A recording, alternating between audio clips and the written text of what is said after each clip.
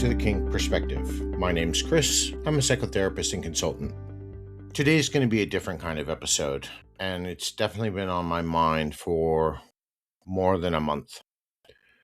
It actually started with a conversation I wasn't expecting to have, but with people inside of our community. I found myself, for the first time in a long time, when people are coming to me, and I know you're going to think this is a little bit antithetical because of what I do, but I found myself listening a lot more than talking because I didn't really know where I was sitting inside of this conversation. I asked a lot of questions instead of answering, instead of offering any type of answers, or because what I was trying to do was understand before deciding whether this was even a conversation I should have publicly. Because this isn't something that affected me, but I was trying to figure out, how do I bring what's going on and into a discussion about the community. So the more I sat with this, the more uncomfortable the question became. Not because I was unsure what I believed, but because I realized I was thinking about something much bigger than the conversations that were happening in real time.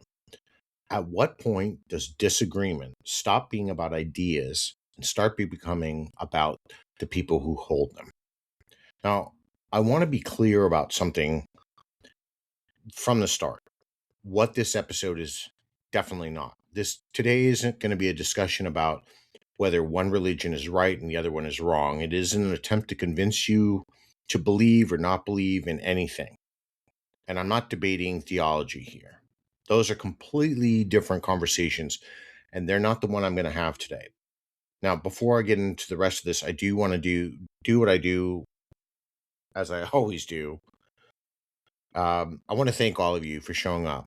And I'm struggling a little bit here today because, I don't know how this episode is going to be received, but I think it's a very viable one. And I've been building on this for the past few weeks and the coming weeks as well.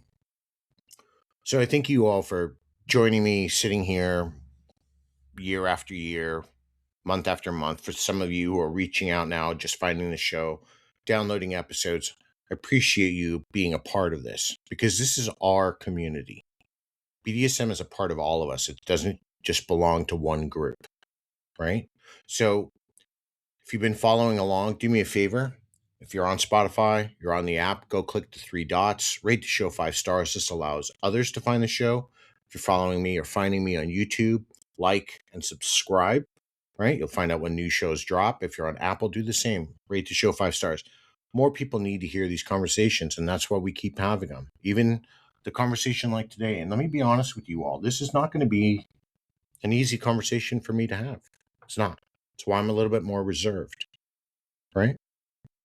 If you do want to support the type of discussions and the content that I bring here, there is a donation link in the show's description. Any amount does help keep these conversations moving forward. It's why I do the work.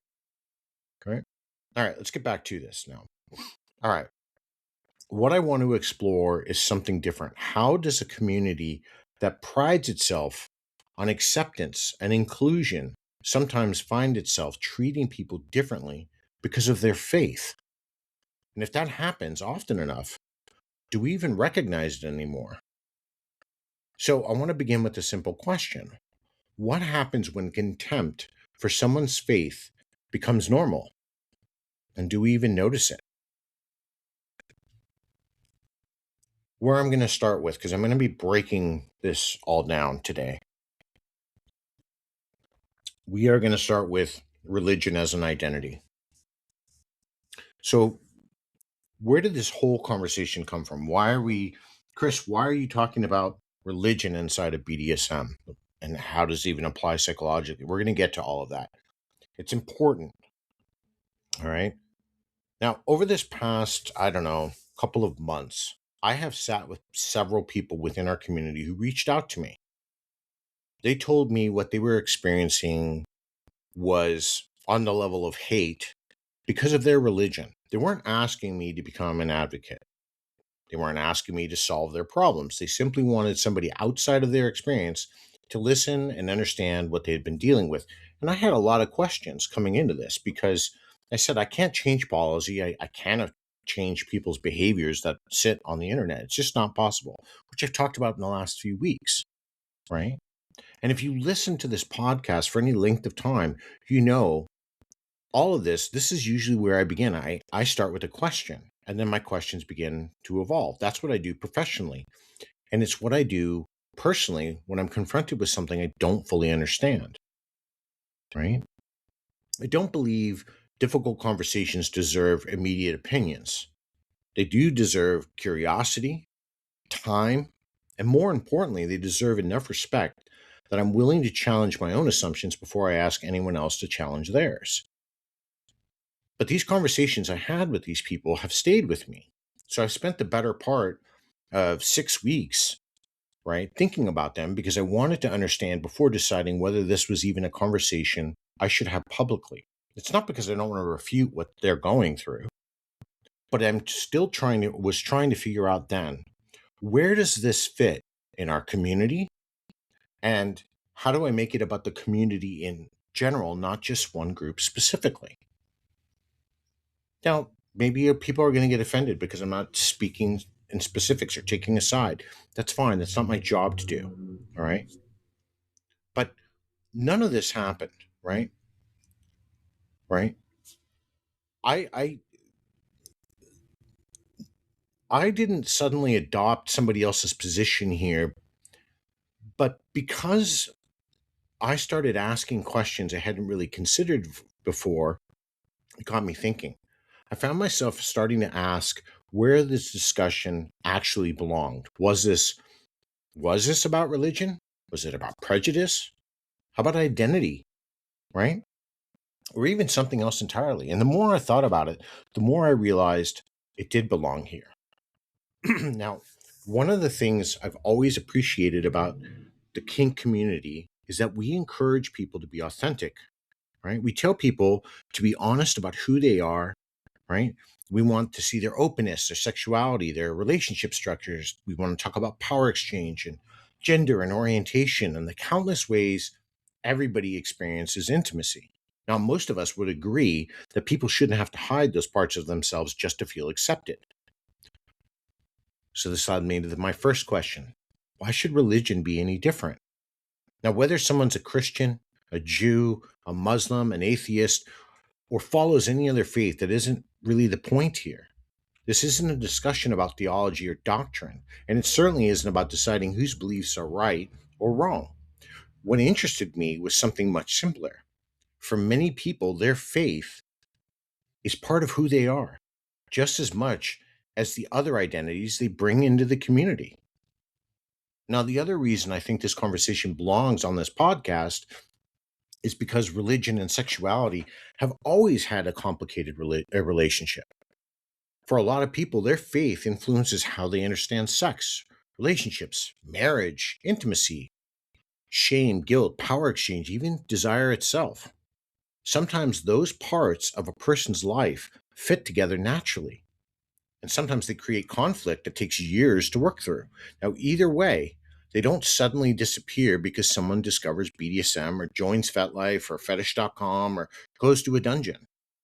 Kink doesn't replace the rest of who we are. People don't stop being parents or veterans or teachers or artists or anything else, right? Because they discover this community. They bring their whole lives here with them, even their political side. That's why I think this discussion belongs here. And if we're going to talk about identity and authenticity and belonging, then we can't ignore the role religion plays for a lot of people who are standing right beside us. And that's what interested me. Not whether someone's religion is true, not whether I agree with their beliefs. What interested me was whether people felt they could bring part of themselves into a community without feeling they had to hide it. Because if we say that this community values authenticity, then I think we have to ask ourselves whether that applies to every part of a person's identity or only the parts we're comfortable seeing. And I think that's where this conversation really begins, because if faith is part of a person's identity, then the next question becomes, when does disagreement with someone's beliefs stop being a disagreement and become contempt for the person holding them. And that's part of where we're at. Look, I'm 52. The world has changed from when I grew up. I wouldn't necessarily argue for the better or for the worse. I might actually lean towards the latter because there's just contempt in the world now. We're siding with a group and then that's it. I don't care what that group is. We're just siding with it. There is no more, how's your neighbor doing? We're not doing that. You voted for this person. You believe in this. I don't like you anymore. That's it. We've just attached and we run with the dogma and we ostracize you, right? So let's talk about this. When criticism becomes contempt. So what are these people that I was talking to? What were they actually telling me? Now, over these past couple of months, I heard stories that were surprisingly similar, even though the people telling them had very different backgrounds and locations where they lived. None of them started talking to me about theology. They weren't interested in debating scripture or convincing me that their religion was correct. They talked about what happened after other people learned they were religious and that was part of their identity. Now, that became the interesting part for me. Sorry, guys, I'm having some coffee, so you're going to have to deal with me kind of slurping a little bit. Look, some describe these conversations that changed almost immediately once their faith became known and the tone shifted. Assumptions replaced the questions, and a few shared private messages that became hostile for no other reason than the religion that they identified with. To a level,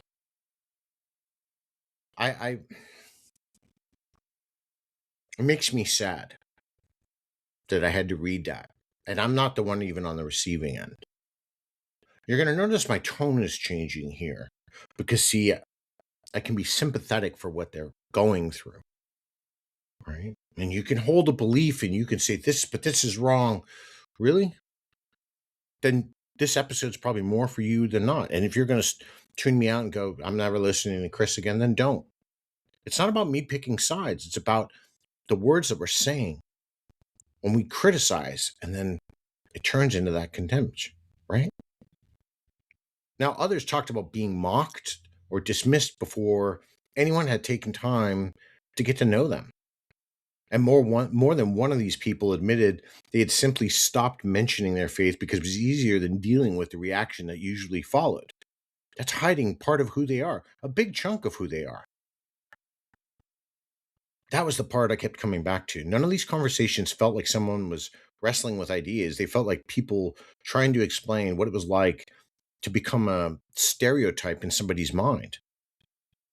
And as I reflected on every one of these discussions, on every writing and every shared message or screenshot or private DM, right?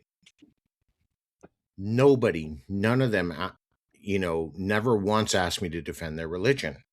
And I'm not going to. That's not why I'm here. It's for, if we're going to have some clarity and we want some transparency, I'm a non-practicing Catholic to an extent. I believe, but I don't, go to church. Now, they never asked me to tell the community it was wrong.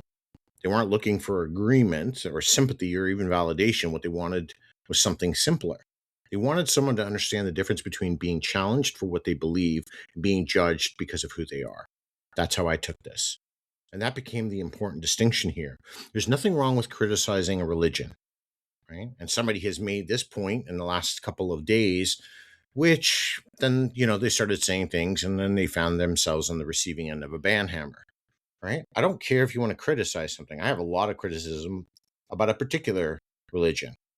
I've worked in that field for over a decade. I have boots on the ground in certain places in this world that the rest of a lot of people get their information from TikTok, right? I'm not going to go into that though. I really want to, but I've had to edit that out of my script a lot, right?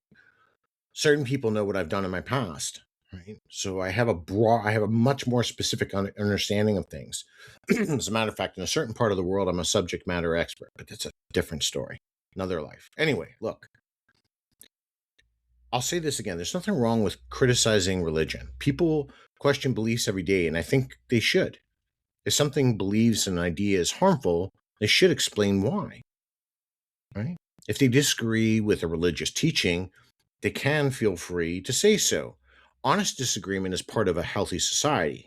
It does force us to think and have conversations and further an understanding. It allows us to defend our positions and sometimes even change our minds. None of that concerns me. What concerns me is when the conversation quietly changes direction. Because it all starts with an idea, but then it doesn't stay there. Before long, the discussion is no longer about the belief itself, it's about the person holding it. And instead of asking a question, right, or looking any further, right, we're maybe even deciding if we want to engage them and go to a dungeon or do a scene, we begin filling in the blanks ourselves. We assume we know how they vote. We assume we know how they see the world. We assume how they are going to treat other people. And eventually, that person as an individual has disappeared. And all that's left is the label we've attached to them. That's where I think contempt begins. Not because somebody disagreed, because they stopped being interested in understanding the person sitting across from them.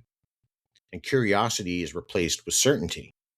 And that's ironic because I've been talking about this for about 3 weeks now.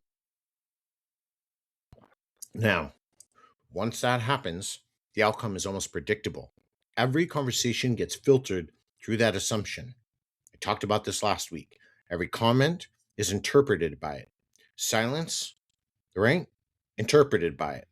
The person never really gets the opportunity to introduce themselves because the introduction has already been written for them. And as I listened and as I read and as I went back and forth, I realized that the experience these people were trying to describe, they weren't saying people disagree with me or my religion. They decided what they were actually saying to me is people decided who I was before they knew me. And those two things aren't the same. And for the work that I do, that's something that I pay attention to because it changes the relationship immediately. The moment we become convinced we already understand another person, we stop exploring. We don't ask questions. We don't bother listening. And all we do is respond with our own assumptions of who they are or what they believe instead of the human being standing in front of us. That doesn't create understanding, it creates distance. And the more I thought about those conversations, the more I realized they weren't asking me to examine anything about their religion. I'm very well versed in a lot of religions. Part of when I had to go to school, and an entire semester was devoted to learning multiple religions. It was just part of theology, right?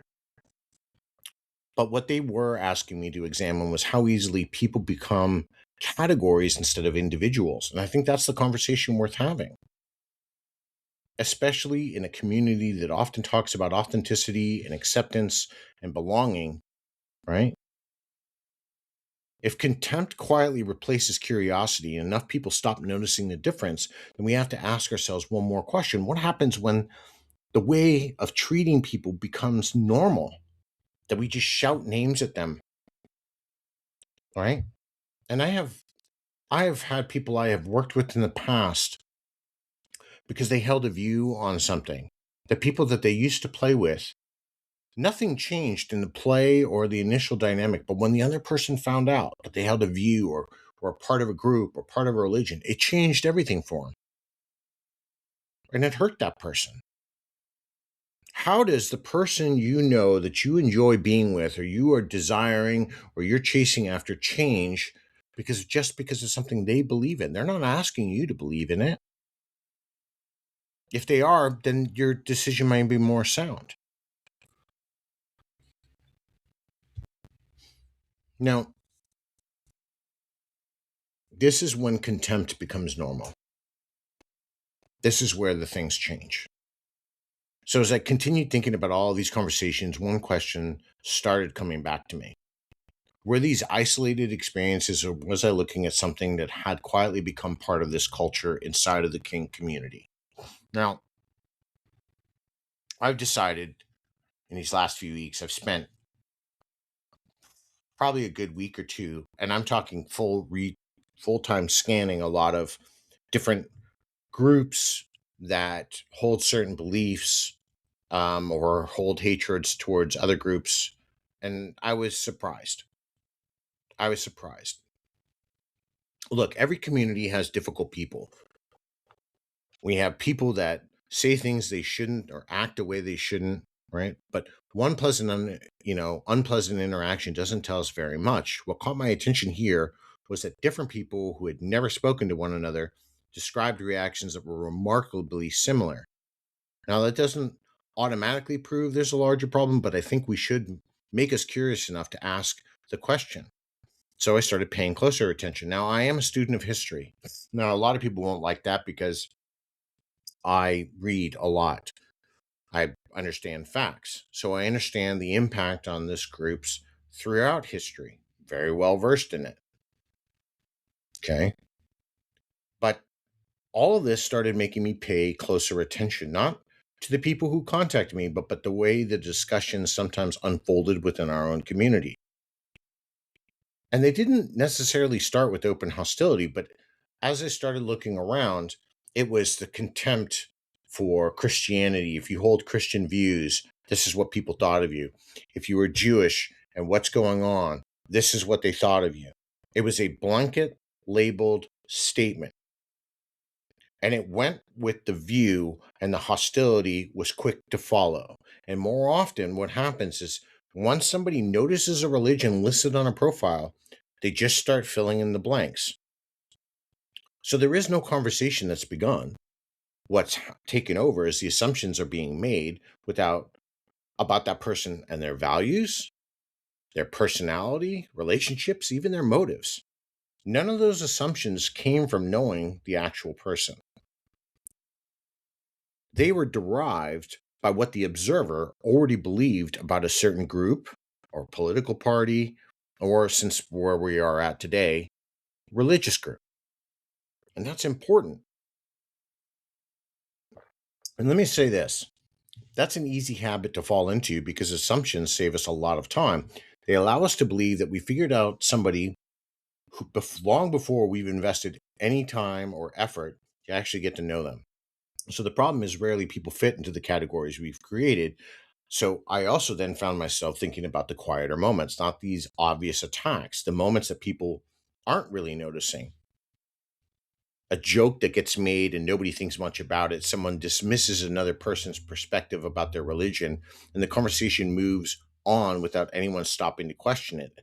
A comment that gets enough agreement that it starts feeling acceptable simply because nobody challenges it.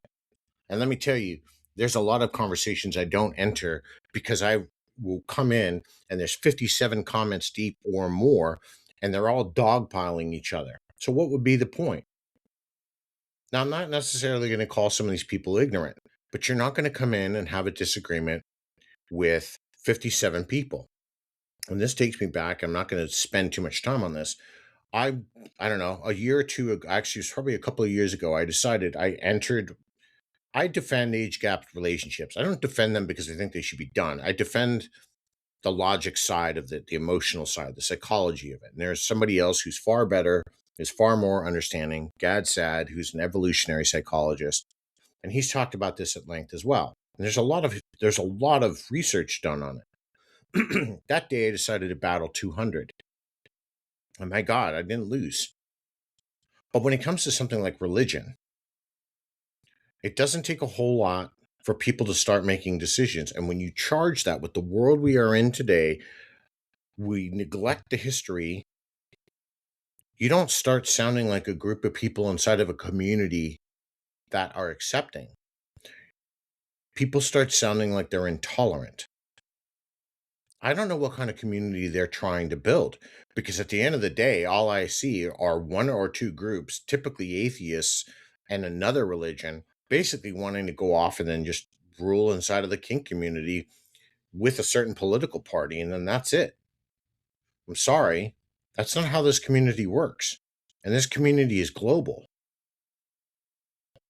And I'm going to say this again, too. Not that I don't love Americans. I mean, I served in the U.S. Navy. You all have a lot of hubris, quite a few of you. There's a lot of hubris with Americans thinking that our way is the only way. It's just not the way it works. And I'm going to get more into that in about 2 weeks when I do race play. All right. Back to this. Right. All of these moments that are going on when these jokes are happening or these beliefs are taking over, and we're shunning somebody out, or we're making threats to them, or we're insulting them because they go to church on Sundays or they go to a synagogue or whatever the case may be, it becomes normal. And that's inside of the kink community. It's going on. You don't think it is, but it's there and it's prevalent. All of these moments matter, not because each one is essential, especially harmful on its own, especially when it starts out, they believe something as a joke, but because they slowly teach people what they can expect from the community around them. And let's be honest, this gets then into groupthink, right? Because then if you're wanting to be a part of all these cool kids and they're making fun of the people who pray to trees, right? Druidism or paganism or anything else, and I'm just not saying this is what this is about, just grabbing that out of thin air, or Buddhism or whatever, Judaism or Christianity, and you want to be a part of that group, you will start adopting those beliefs. And slowly, even if you didn't understand or know anything about that religion or that person's identity, that will filter through you.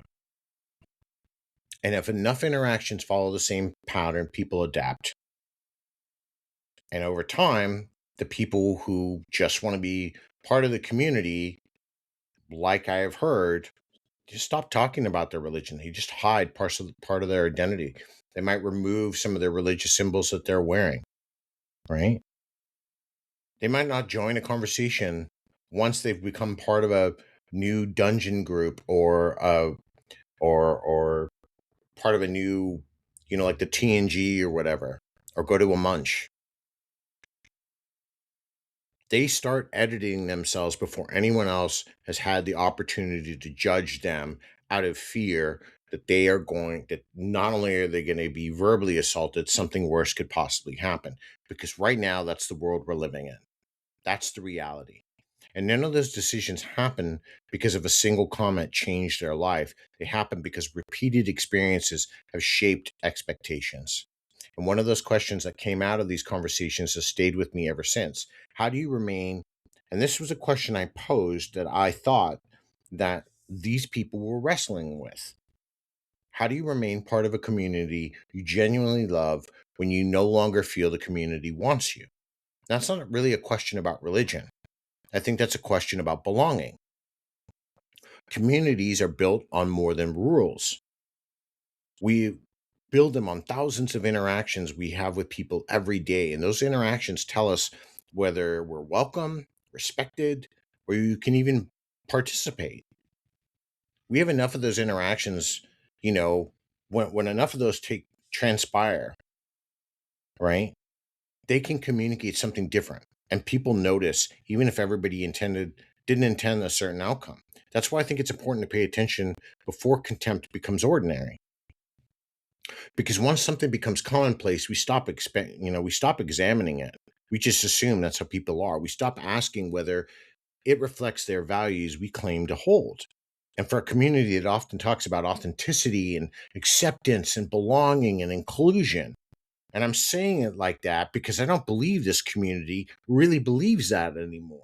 I believe a lot of us older people believe that. I don't believe the newer generations or the politically motivated or the new woke era or you woke 2.0 or whatever else you're following inside of an indoctrination is teaching you that. I believe that for those people, it's follow us or else. And that's a dangerous mantra to have. So that's telling me a lot of people are starting to hide themselves before they can participate comfortably. They have to hide their politics. They have to hide their worldviews. They have to hide their religions, something that they used to be proud of, right? Now everything inside of them is changing. And the issue isn't whether everyone agrees with that person's beliefs. They're not even asking you to. You come here because they enjoy the community. Agreement has never been a standard for belonging. Respect has. That's the distinction. And I hope we don't lose. And that's hard. because I don't think people even understand what respect is anymore. Respect is something, yes, we have to earn it, but that's through our interactions. But if you start out hostile towards me, I'm not going to maintain that level of respect for you. As a matter of fact, that happened yesterday with somebody who's been a longtime follower and a longtime friend. That respect changed for me the moment that they started, when I announced when I was doing this show, that they started insulting me and claiming they knew the reasons why I was doing. They had no idea why I was doing this show. And then they further was for clicks and financial gain. You know what? I pay for to do this show for myself. No one pays me. I give away worksheets to the community for free, and I write and answer questions for free. Okay? So no one's paying me. And if you're listening there, I believe you live in Oklahoma, know that I'm speaking to you. And that's why I'm never going to unban you, because that was deplorable what you said. Anyway, back to this. If we get to the moment we become comfortable deciding who people are before we actually meet them, we've moved away from curiosity towards certainty. We just know, right? And once that certainty takes over, it's very easy for contempt to settle in without recognizing it. And contempt is just one step away from hate. And that leaves me with another question before I move to the next part. If we don't notice contempt when it's becoming part of the kink culture, what kind of community are we creating for the people who want to call it home? There's a lot of questions in today's show. A lot of questions. And I don't know how we're going to answer these all. And this leads me to this. What kind of community are we actually building? I don't know how to answer this because, 28 years ago when I walked into the scene, when I crashed into it, it definitely wasn't this. Everybody was welcome, regardless of your sexual identity, gender, orientation, anything. No one cared. We just were there because we loved the scene. That's all changed now.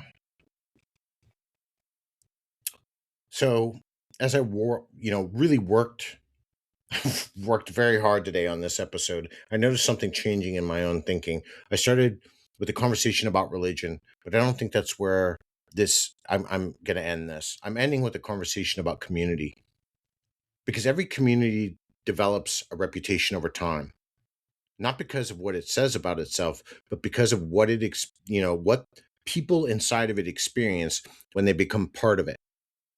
And those experiences shape whether someone feels comfortable speaking up or joining a discussion, or meeting others, or just being honest with who they are. And if you're hiding who you are because others want to shout you down or attack you because you follow a particular faith, if you want to insult me because I'm Catholic, how long do you think, if it's one person I can probably tolerate it, but when it becomes 3, 4, and I start getting messages of hate, jokes about it, how long do you think I'm going to feel welcome? Or if I go to another event, that I'm ever going to discuss it if I was openly and, practicing? And there are people whose religion is truly part of who they are. And there are levels of ignorance that are going on that are damaging the community because a perceived perception of something in a world that some people will never even occupy. I really want to save a lot of this for next week because that's where I'm getting into politics and kink. But it's so much overlap here. It's so much overlap. There's overlap here even from how our behavior is influenced by the media, and then what we read or hear, because we think so many of you are addicted to TikTok. My God, it's shocking. And you're not bothering to confirm anything you're being told. Why does it sound like I'm dictating to you? And I can't even go back to what I want my show to be right now, because I wish this would change. I wish you would just sit there for a moment and go, you know what? Is this actually, you don't question. You got to question. when you're hearing things, you don't like Buddhists because they're sitting up there and they're praying all day and they're just trying to find their own meaning to life. And you don't like that? Have you ever figured out why they're doing it? I did a temple stay when I was in South Korea. Some of the best 3 days of my life. I thoroughly enjoyed waking up with them and going, and they sound the drums to wake nature and to commune with life. Now, I didn't become a Buddhist, but I could appreciate what they were doing. But I didn't start making fun of them because they shaved their heads or they wore, what the clothing that they wore, right? I didn't say cruel things about their religion because some of the people I met were truly inspiring. As a matter of fact, some of their words to this very day I still listen to when I work.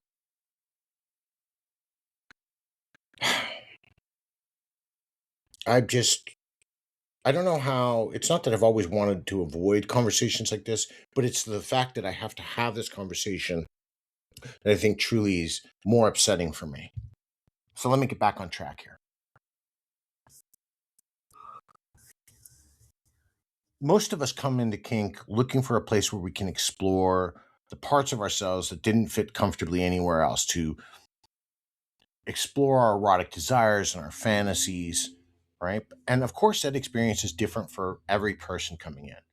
But I think the desire is often the same. People want to be accepted as complete people rather than reduced to a single characteristic. And that's why all these conversations from these people I sat with stayed with me, not because they've changed my opinion about religion. They reminded me that belonging is fragile. And it doesn't usually disappear all at once. It fades when people begin questioning whether it's easier to stay quiet than be themselves.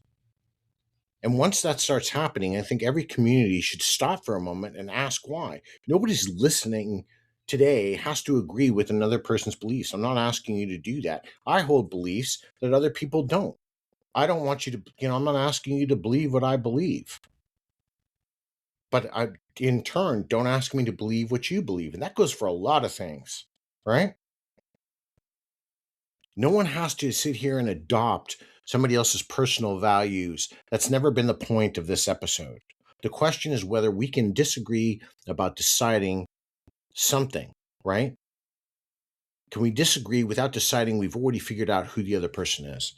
Because once that happens, we've stopped learning anything about them. We replace that individual with our own assumptions. And I don't think communities become stronger when that becomes the normal way of relating to each other, let alone hating them or writing slurs on their cars or insulting them or sending them messages. I think that's just as bad as the behavior that somebody complained to me about a few weeks ago with the way people react on the comment sections or privately or fantasy push. I think it's the same thing.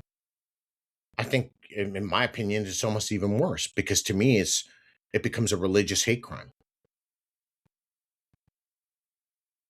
And somebody might be asking me, but Chris, why aren't you being specific? Because it's not, this can't be about specifics. It has to be about a little bit more. There's probably a group that somebody brought up that I'm not going to defend. That's probably because I know more about that religious group than most people. But I'm not going to defend that group. And they probably don't, I don't know what their presence is inside of the community. But for the two other religions or the few other religions that I see keep gaining a lot of hatred inside of our community, when is that going to end? And who made those people the arbiter to decide just because somebody has faith in something that they are not welcome inside of the community and being a part of it? They can't show themselves or demonstrate themselves in a way that brings out their own fantasies and their kink and their religious identity, because that's part of who they are. Right? So that's why I keep coming back to this question. And ever since these conversations, at least I think it's a simpler one. How do you remain part of a community you genuinely care about when you no longer feel the community wants you? I think that's friggin' terrible that we have to get to this question. And I think that these people don't want to wrestle with that question. I think they'd like to see change. I saw what they were proposing, and I did wish them the best of luck on some of their proposals. There's none of that I could help with, right? But I think the emotional impact here is betrayal. I think it's distrust. I think it's going to be less vulnerability. I think it's going to be more guarded behavior. I think it's going to be walls over conversations, distrust over exploration. And where does that leave these people? Where does it leave when it says, we're a community, come here, get your kink on? That's if that's what I was going to reduce BDSM to, that's what it would be. Here's the door, come on in, share your fantasy, and explore.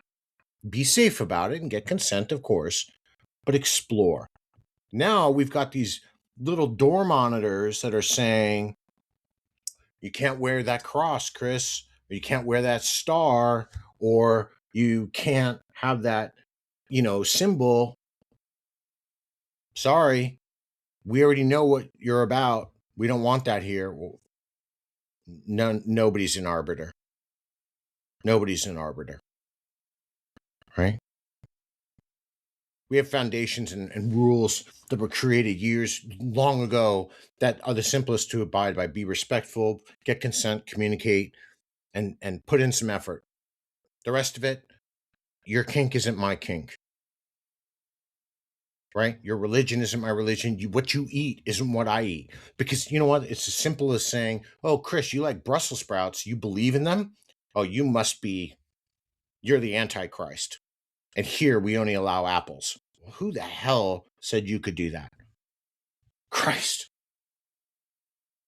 I'm holding back. I don't know if even any of you can tell. I am holding back how angry I am. And I shouldn't be. I shouldn't be.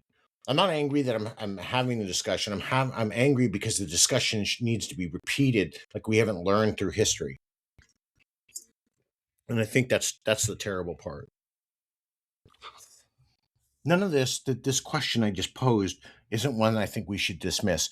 Whether the reason is religion or something else entirely, reaching that point tells us something about the culture we've now crafted together, or at the very least, the newest people coming into it. Because they're, if anything, they're the ones coming in with a view of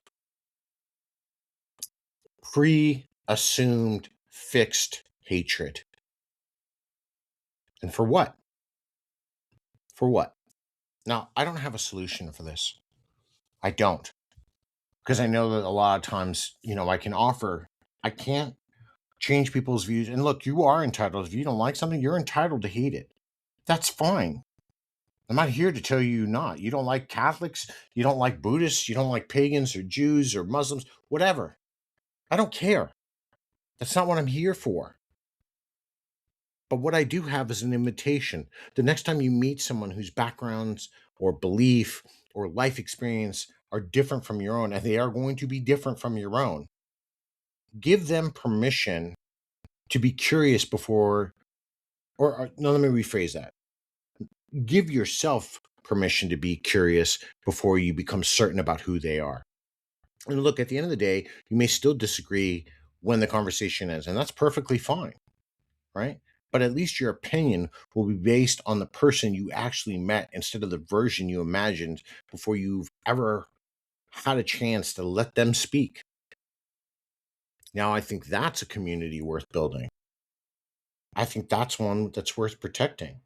Personally, when I go, and I have strayed from wanting to do politics and kink on this show since I've started, but because it just is relentless, I'm going to talk about it next week. I haven't wanted to talk about religion outside of religious play since I've started this show. I haven't wanted to talk about race play, but I'm going to.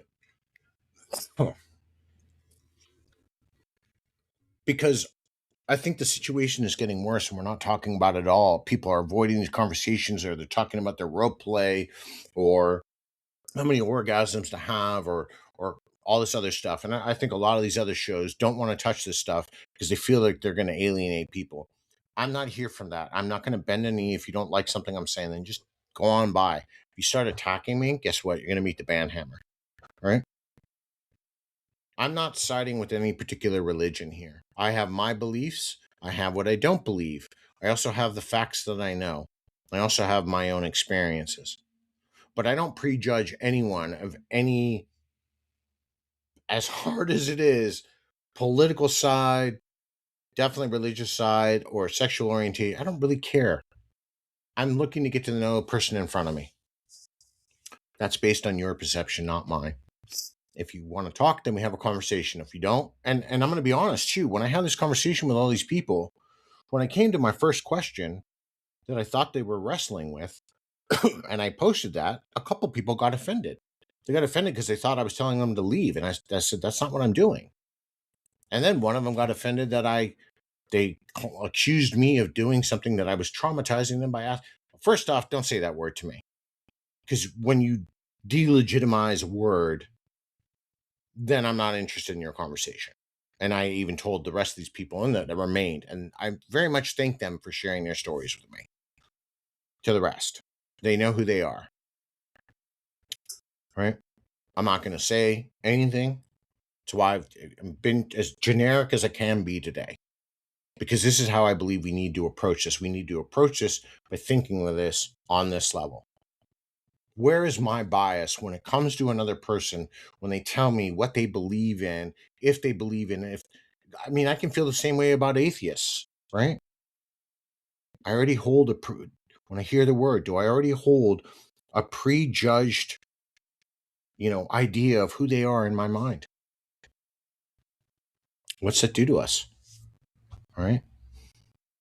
Look, as I wind this down, I keep coming back to where this all began. A handful of these people reached out because they felt something had changed inside of our community. I agree.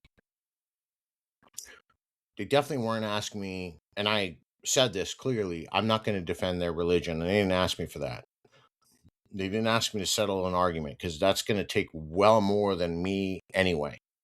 I'm just one person. They wanted someone to listen to an experience that had left them questioning whether they still belong in a community that they genuinely love and love exploring their own desires and fantasies.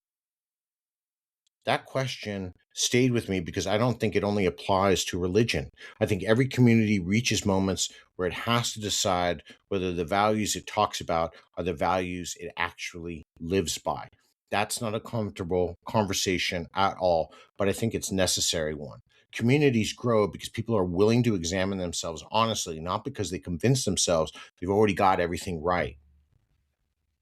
And if this episode has done anything, I hope it's encouraged you to pause a moment before making an assumption about somebody you've only just met or you're starting to listen to or read about, right?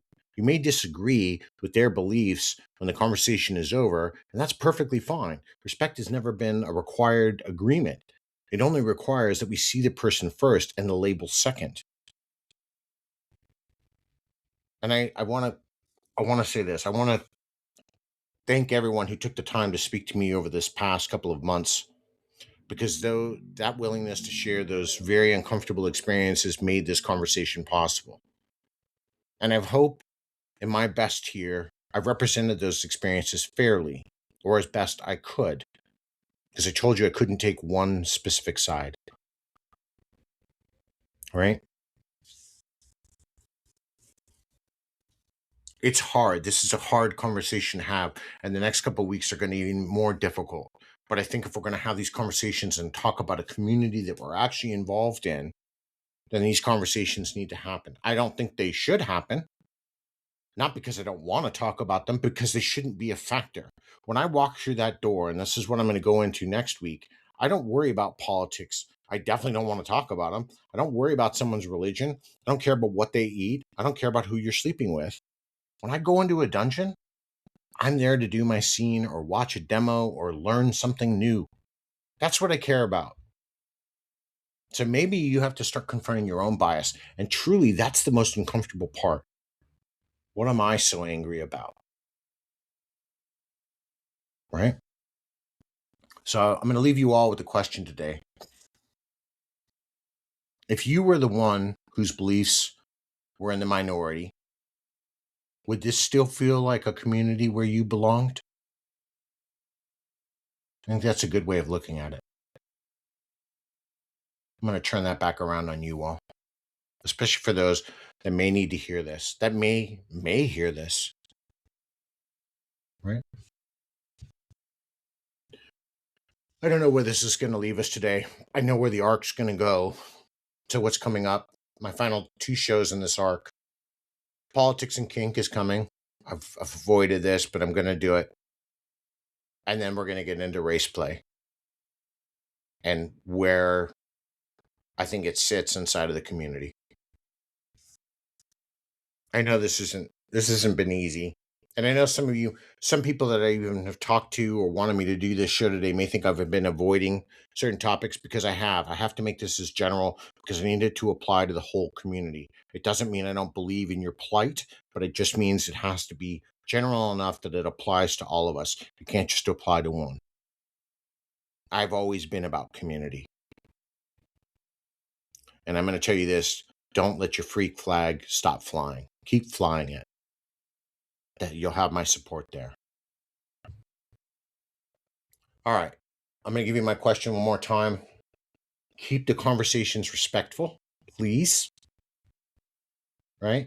If I see anything that's going to violate these rules, I'm not about it. Right? As a matter of fact, if you want to have a real conversation, you could talk to me why your perception of this is. We can have a discussion. I'm open for that. I'm very well versed in geopolitics, more than most people know,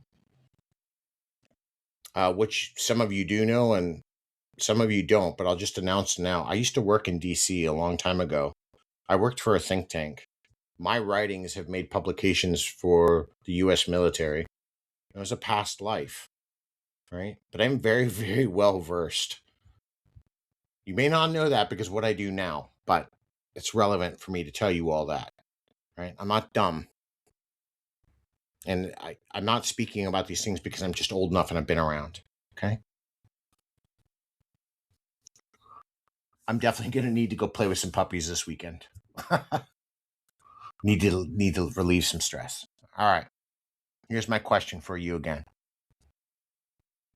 If you were the person whose beliefs were in the minority, would this still feel like a community where you belonged? Think about that. Let's talk about this in the comment section. Until next time, everybody, be safe, stay kinky.